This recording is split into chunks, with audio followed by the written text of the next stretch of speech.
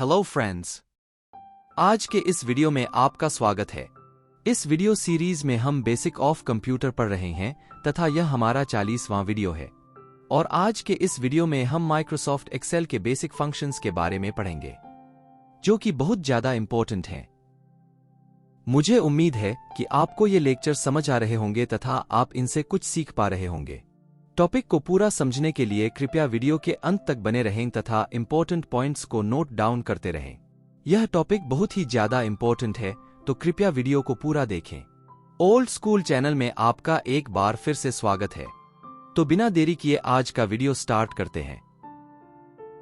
आज का हमारा टॉपिक है माइक्रोसॉफ्ट एक्सेल के basic functions. Microsoft Excel basic functions are one of the most important features of Excel.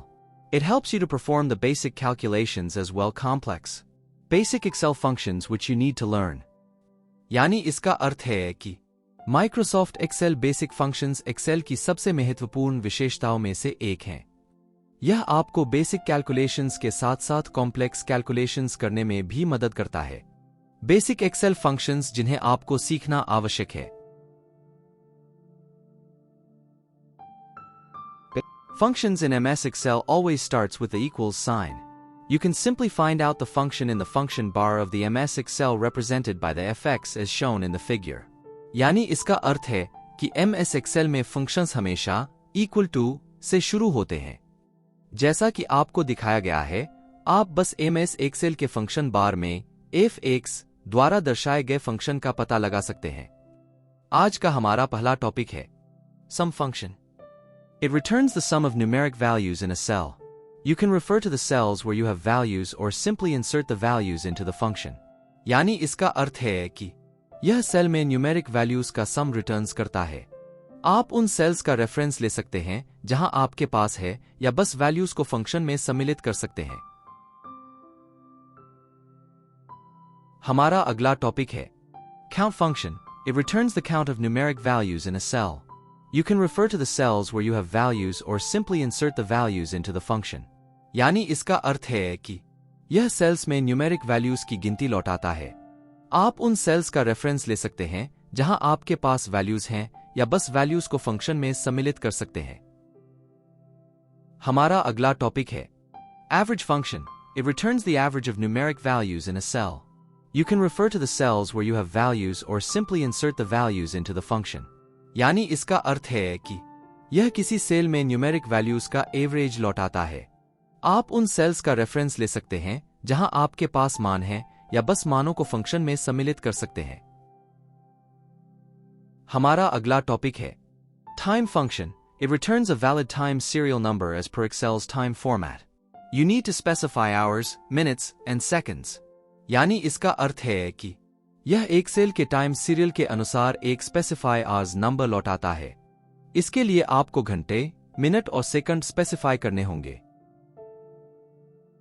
हमारा अगला टॉपिक है date function. It returns a valid date serial number as per Excel's time format. You need to specify day, month, and year. यानी इसका अर्थ है कि यह Excel के समय प्रारूप के अनुसार एक वैलिड डेट सीरियल लौटाता है। आपको दिन, महीना और वर्ष स्पेसिफाई करना होगा। हमारा अगला टॉपिक है left function. This function extracts specific characters from the cell or string starting from the left or start. You need to specify the text and number of characters to extract. यानी इसका अर्थ है कि यह function by यानी प्रारंभ से शुरू होने वाले सेल यानी स्ट्रिंग से स्पेसिफिक कैरेक्टर्स निकालता है। इसके लिए आपको टेक्स्ट और कैरेक्टर्स की संख्या स्पेसिफाई करनी होगी। हमारा अगला टॉपिक है राइट फंक्शन.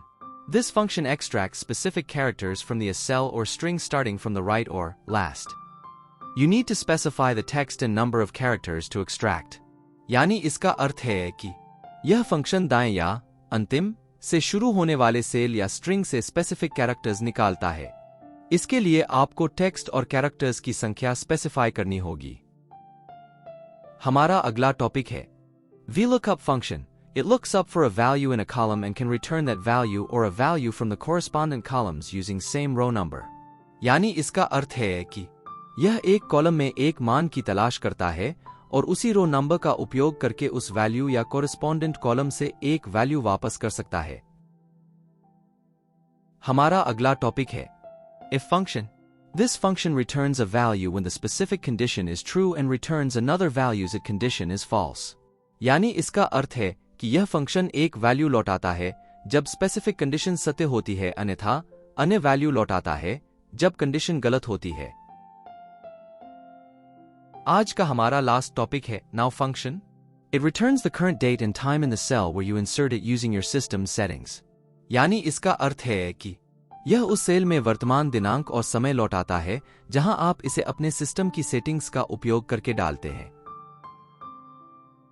आज के लिए बस इतना ही। वीडियो को पूरा देखने के लिए आपका धन्यवाद।